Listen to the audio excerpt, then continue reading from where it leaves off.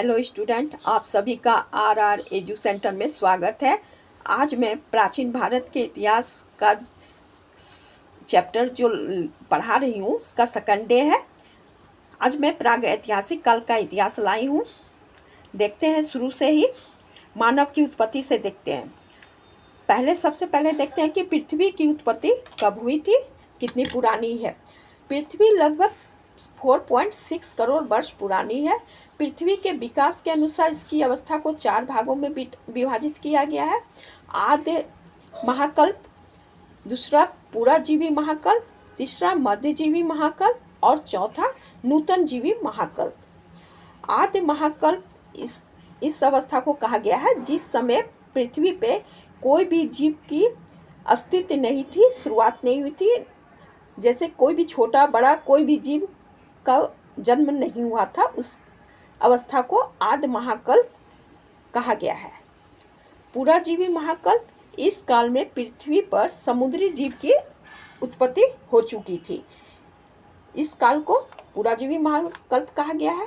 मध्यजीवी महाकल्प, इस युग में पृथ्वी पर डायनासोर और स्तनधारी जीवों की उत्पत्ति हुई थी। डायनासोर जिसका अभी अस्तित्व नहीं है, लेकिन मध्यजीवी महाकल्प के समय इसका अस्तित्व था, इसी समय उनकी उत्पत्ति हुई थी। चौथा नूतन जीवी महाकल्प, इस काल के दौरान यह पृथ्वी का चौथा अवस्था था जिसमें मानव की उत्पत्ति हुई थी। नूतन जीवी महाकल्प 2 भागों में विभाजित है, प्लेस्टोसीन और दूसरा होलोसीन में विभाजित किया गया है। इसी काल में मानव जीव का उत्पत्ति हुआ था। इतिहास, विद्वानों ने इतिहास को 3 भागों में विभाजित किया है, प्राग ऐतिहासिक काल, आद्य ऐतिहासिक काल और ऐतिहासिक काल। देखते हैं कि प्राग ऐतिहासिक काल किसे कहा जाता है। प्राग ऐतिहासिक काल उस काल को कहा जाता है जिस काल में लेखन का विकास नहीं हुआ था। इस काल के कई पुरातात्विक साक्ष्य मिले हैं, किंतु कोई भी लिखित साक्ष्य या दस्तावेज नहीं प्राप्त हुए हैं। ऐसे काल को प्रागैतिहासिक काल के दर्जे में रखा गया है। सबसे पहले जो लेखन का विकास हुआ था वो मेसोपोटामिया में 3200 ईसा पूर्व, आज से 3200 ईसा पूर्व शुरुआत हुआ था। प्राग ऐतिहासिक शब्द का पहली बार प्रयोग पुरातत्वविद पॉल टूर्नाल द्वारा निर्माण किया गया था। इन्होंने ही सर्वप्रथम दक्षिण फ्रांस की गुफा की खोज किए थे, जिसका वर्णन करने के लिए एंटी हिस्टोरिक शब्द का प्रयोग किए थे, जिसके कारण 1830 के दशक में फ्रांस में लिपि की शुरुआत, जिस काल में लिपि की शुरुआत नहीं हुई थी, उस काल का वर्णन करने के लिए फ्रांस में 1830 के लिए इस शब्द का प्रयोग किया जाने लगा था। 1851 ईस्वी में पुरातत्वविद डैनियल विल्सन द्वारा अंग्रेजी शब्द में इस शब्द का प्रयोग किया गया था। जॉन लुबाक ने अपनी पुस्तक प्री हिस्टोरिक टाइम्स में प्राग ऐतिहासिक शब्द का प्रयोग स्वतंत्र रूप से सर्वप्रथम किए थे। प्राग ऐतिहासिक काल को पुरातत्वविदों ने 3 भागों में बांटे हैं, पाषाण काल, कांस्य युग और लौह युग। 16वीं शताब्दी, ये जो काल का बंटवारा हुआ है, किस तरह से बंटवारा हुआ है इसका देखते हैं वर्णन। 16वीं शताब्दी में कुछ पुरातत्वविद भी पत्थर और कांस्य और लौह युग के बारे में लिखना शुरू किए थे, लेकिन इस अवधारणा का 19वीं शताब्दी में स्कैंडिनेवियाई नामक पुरातत्वविद ने इस अवधारणा को विस्तृत किया। प्रोफेसर आर नेरूप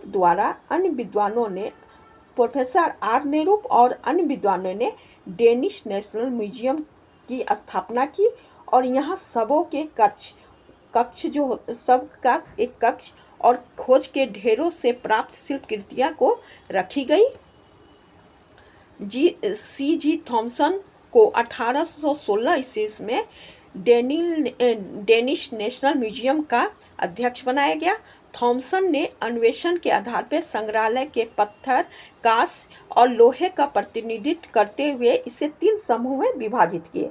थॉमसन के वर्गीकरण को जे बॉर्साई ने इस पद्धति की मूल स्तर की वैधता को साबित किया। इस प्रकार प्राग ऐतिहासिक काल को इतिहासकार उनके संबंधित प्रमुख उपकरण बनाने वाले प्रौद्योगिकी और उपकरण बनाने वाले प्रयुक्त कच्चे माल के स्वरूप के अनुसार 3 भागों में विभाजित किया: पाषाण काल, कांस्य युग और लौह युग। अब देखते हैं पाषाण काल किसे कहा जाता है। यह शब्द का प्रयोग ऐसे काल के लिए किए जाते हैं जिस काल में विभिन्न आवश्यकताएं और शिल्प कृतियों को पूरा करने के लिए पत्थरों के उपकरणों का उपयोग किया जाता था। यह काल लगभग 34 लाख वर्ष तक चला और धातुओं के आगमन के साथ 4500 ईसा पूर्व से 2000 ईसा पूर्व के बीच समाप्त हुआ। पाषाण काल की शिल्प कृतियों में वे उपकरण शामिल हैं जो मानव और नर प्रजाति में उनके पूर्वज द्वारा तथा पूर्व मानव सम ऑस्ट्रेलोपिथिकस द्वारा उपयोग किए जाते थे। प्रस्तर के अलावे अस्थि उपकरण भी इस काल के दौरान प्रयोग हुए हैं, लेकिन पुरातत्वविदों द्वारा लिखित प्रमाण में इसका वर्णन नहीं मिलता है। 1863 ईस्वी में लुबाक ने पाषाण काल को सर्वप्रथम पूरा पाषाण काल और नवपाषाण काल में, यहाँ पर लुबाक ने पूरा पाषाण काल और नवपाषाण काल में विभाजित किया था। यह विभाजन मुख्य रूप से प्रस्तर उपकरण के प्रकार तथा तकनीक विशेषता के आधार पर किए थे। लुबाक के विभाजन के 7 साल के बाद यह महसूस हुआ कि नवपाषाण काल जो युग है वो तो अभिनव युग से संबंधित है और इतना जो बड़ा पाषाण काल का बड़ा भाग है इसका सही तरह से वर्गीकरण नहीं हुआ है। इसलिए 1870 ईस्वी में लारसेट ने 3 भागों में पूर्व पाषाण काल को विभाजित किया: पूरा पाषाण काल, मध्य पूरा पाषाण काल और उत्तर पूरा पाषाण काल। पूरा पाषाण काल, अब देखते हैं कि पूरा पाषाण काल क्या था। पूरा पाषाण शब्द की उत्पत्ति ग्रीक शब्द पैलियो जिसका अर्थ पुराना, लिथोस जिसका अर्थ पत्थर से हुआ है, उसे पूरा पाषाण काल का नाम दिया गया है। यह काल अत्यंत नूतन भूगर्भीय युग के 3/4 भाग से संबंधित है। जो पूरा पाषाण काल है, पूरा पाषाण काल जो था ना वो अत्यंत जो नूतन युग था उसके 3 भाग इस काल में सम्मिलित था। पूरा पाषाण काल, यह काल अत्यंत भूगर्भीय के 3/4 भाग से संबंधित थी। अब देखते हैं कि पूर्व पाषाण काल किसे कहा जाता है। पूरा पाषाण काल के प्रारंभिक काल को पूर्व पाषाण काल कहा गया है। पूरा पाषाण काल को 3 भाग में बांटा गया था: पूरा पाषाण काल, मध्य पूरा पाषाण काल और उत्तर पाषाण काल। तो सबसे पहले देखते हैं पूरा पाषाण काल किसे कहा जाता है। पूरा पाषाण काल का प्रारंभिक काल को कहा जाता है जो आधुनिक मानव से पहले के काल है, जिसका आरंभ होमो हेबिलस और होमो इरेक्टस के द्वारा प्रयोग किए गए शुरुआती उपकरण से होता है। यह काल 25 लाख वर्ष से पूर्व 2 लाख वर्ष पूर्व तक माना गया है। पूरा पाषाण काल की शुरुआत अफ्रीका से हुआ था।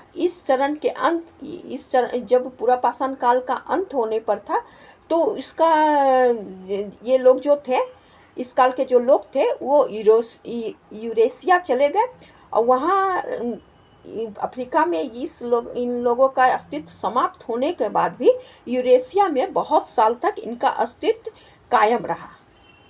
इन लोगों के द्वारा प्रयोग किए गए उपकरण का वर्णन।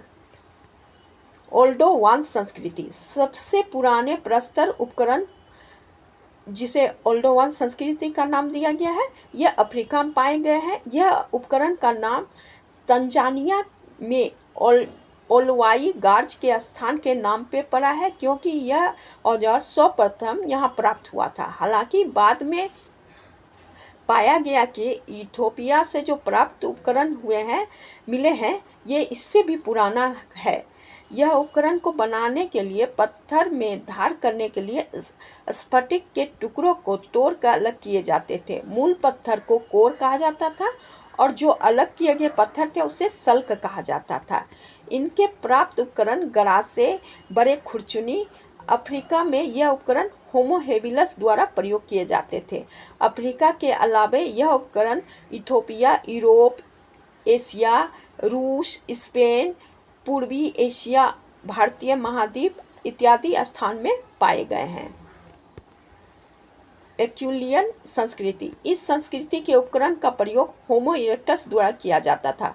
गरासा, हस्तकुठार, बिदारनी, खुरचनी, सल्क उपकरण इस संस्कृति के प्राप्त हुए हैं। इस संस्कृति का नाम फ्रांस के सेंट एक्यूल स्थल के नाम पे पड़ा है जहां यह उपकरण सर्वप्रथम प्राप्त हुए थे। यह उपकरण अफ्रीका, यूरोप, एशिया से भी प्राप्त हुए हैं। तीसरा हो गया क्लेक्टोनियन संस्कृति। यह संस्कृति का समय अभी से 4 लाख वर्ष पूर्व थे। इस उपकरण को होमो इरेक्टस द्वारा प्रयोग किए जाते थे। इस उपकरण के नाम एच वारेन द्वारा 1911 में इंग्लैंड के एसेक्स काउंटी के क्लेक्टोन ऑन सी से सर्वप्रथम प्राप्त उपकरण मिलने के कारण रखा गया था। यह उपकरण मूल रूप से चकमक पत्थर से मोटे और नियमित सल्कों के आधार पर किया जाता था। इस उपकरण में गरासे, खुरचनी इत्यादि शामिल है। यहाँ तक आज का मेरा क्लास था। अगला क्लास में मैं पाषाण काल के मध्य पूरा पाषाण काल, उच्च पूरा पाषाण काल और मध्य पाषाण काल का लेक्चर रहेगा। अगर आप लोग को मेरा वीडियो पसंद आ रहा है तो प्लीज़ लाइक कीजिए, सब्सक्राइब कीजिए, बेल आइकन दबाइए। Thank you.